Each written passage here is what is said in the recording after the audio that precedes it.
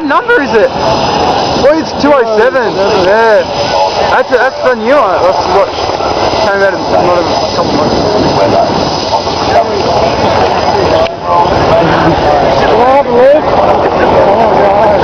Can I fly it? I don't know how this guy. Before the demonstration actually starts.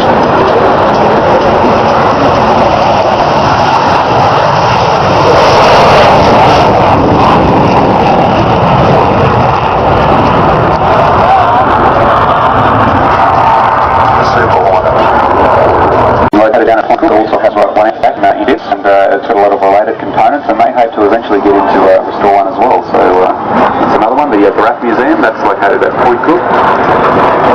The Army, you jump over there, have a talk to somebody in uniform, you find out what you need to join up.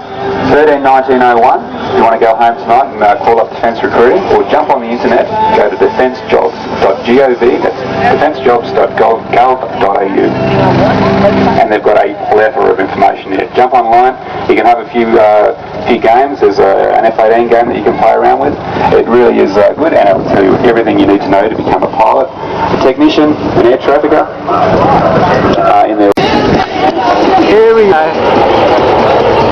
Righto, heads around to the left, looking to the runway, the Super Hornet is about to roll for its flight.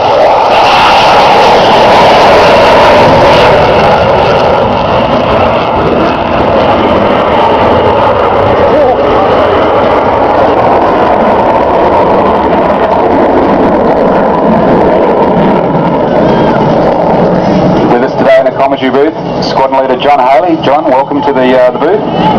You're a pilot with the Super Hornet?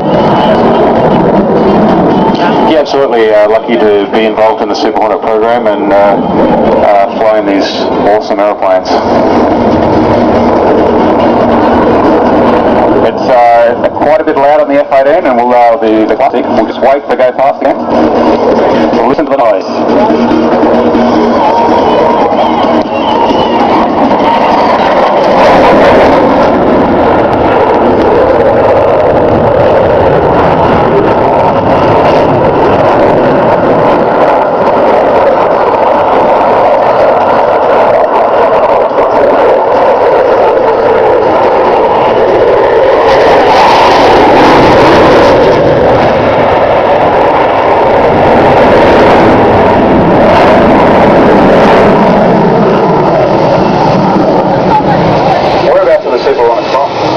Super Hornets are based at Raaf outside Brisbane in Queensland.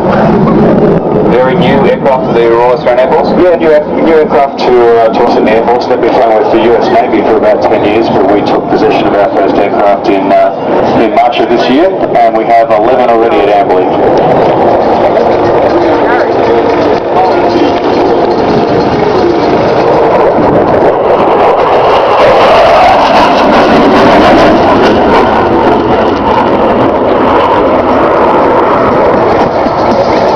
The untrained eye, they look very similar to the classic Hornet.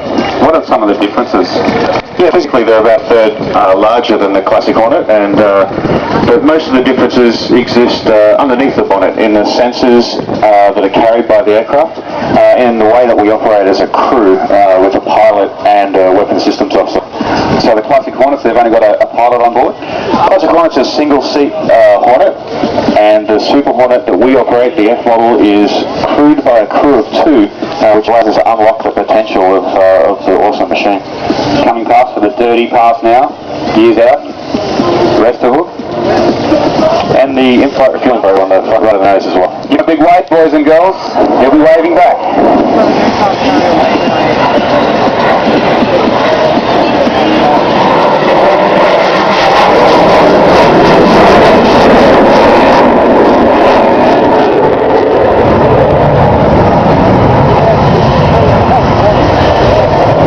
You're involved in the introduction of the aircraft. What type of training do the pilots go through and the weapon systems operator? Yeah, the pilots and widows are involved in the initial code. They conducted all their training at Naval Air Station Lemoore in California, and before coming back here to Australia and flying back the aircraft. We're taking our Australian training at number 6 Squadron in the new year, and in the meantime we're training guys guys here at Amberley.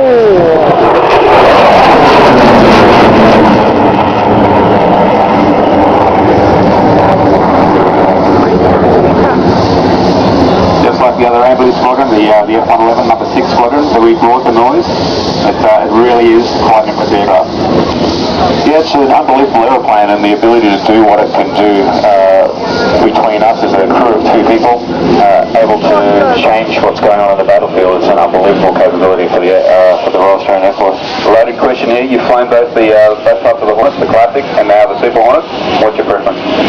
The Super Hornet has some amazing capabilities, and what we are bringing in and unpackaging as far as the capability is truly going to change the way that we fight. I love the Classic Hornet, love it dearly, and the Super Hornet is unleashing so much more as well. So fantastic aeroplanes. Excellent. Thanks very much for your time. No problem.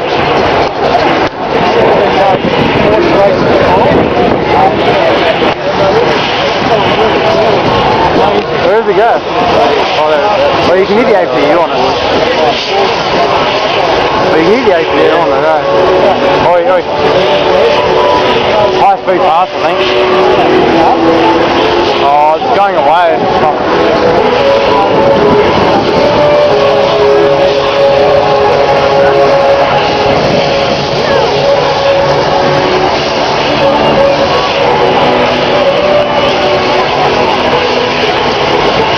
Then they're going to head off, reform. There'll be a brief intermission, and they'll be coming back for a 2 versus 1 air combat manoeuvre and display. That's going to be pretty exciting.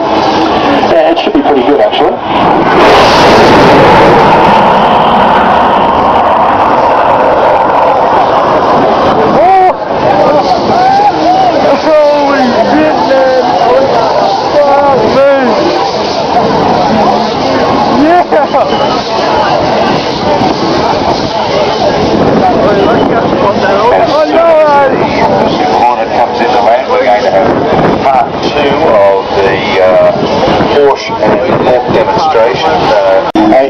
It is fairly difficult, but it's achievable. And I think the one overriding factor that you've got to have is a desire to continue trying no matter what obstacles you come up against.